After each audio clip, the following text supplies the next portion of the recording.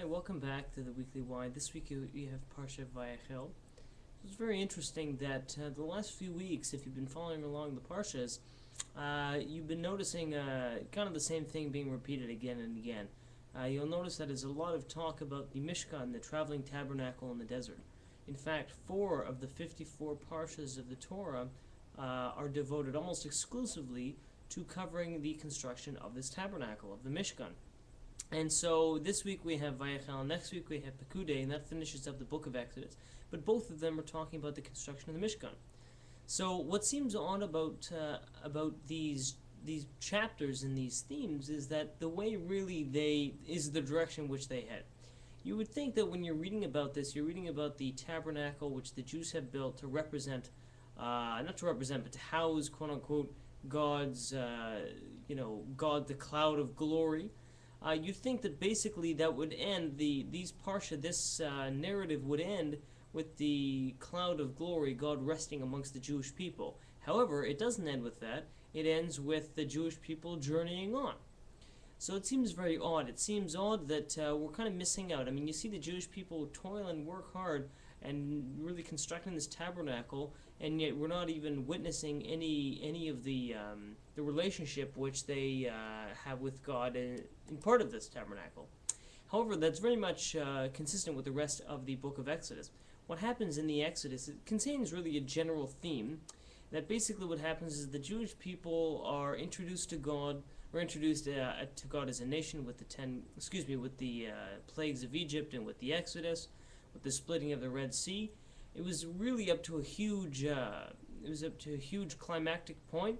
Then they have this quote-unquote marriage to God at Mount Sinai. So all that point, if you want to draw an analogy, they were basically being courted by God with the miracles and the 10 plagues, and then finally they come to marry God at Mount Sinai. And then what happens after that is they continue to journey on. So the key lesson here certainly is that I think we can take from this is that the purpose of the Jewish people building this Mishkan and having this tabernacle constructed with the presence of God is not an end in itself. I mean, it certainly is an end in itself in the sense that God's presence is there and the Jewish people can cleave to that. That's not ultimately the only purpose of the Jewish people. What happened is that the Jewish people didn't create that simply so they could sit on their laurels and just absorb God.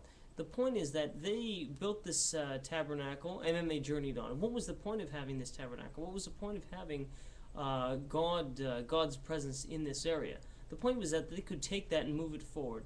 That they could take that and move it forward to the Jewish people and to the world, and eventually where they went, the land of Israel.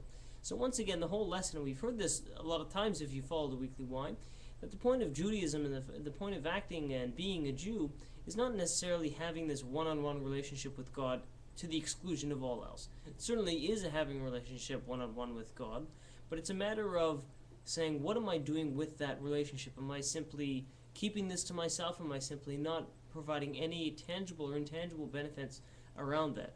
And certainly that's not the Jewish way. That's not the Torah lesson. The Torah lesson from this Parsha, and certainly throughout, but in this Parsha is that, okay, they've created this Mishkan, they've invited quote-unquote God into this area, and then what do? They don't just sit there and pat themselves on the back and say, well, isn't it great to have God in the neighborhood? What they do is they take that with them and they travel on. And so certainly the lesson for us is that, practically speaking, when we're learning Torah, we should be, even when we're learning it, we should be thinking, what am I doing with this knowledge? How am I integrating this into my life? How am I going to find an opportunity to share this with others? We can be talking about Torah study, we can be talking about prayer. How am I integrating prayer? In other words, before you pray to after you pray, there should be a tangible difference. It shouldn't just be a rote, just a same old action.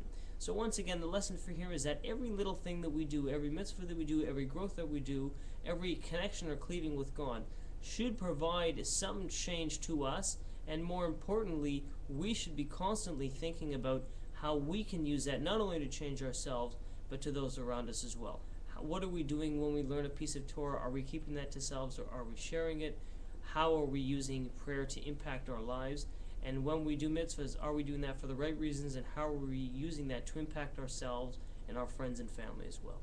So that's it for Parsha Vayachel. Best wishes, Shabbat Shalom. God bless.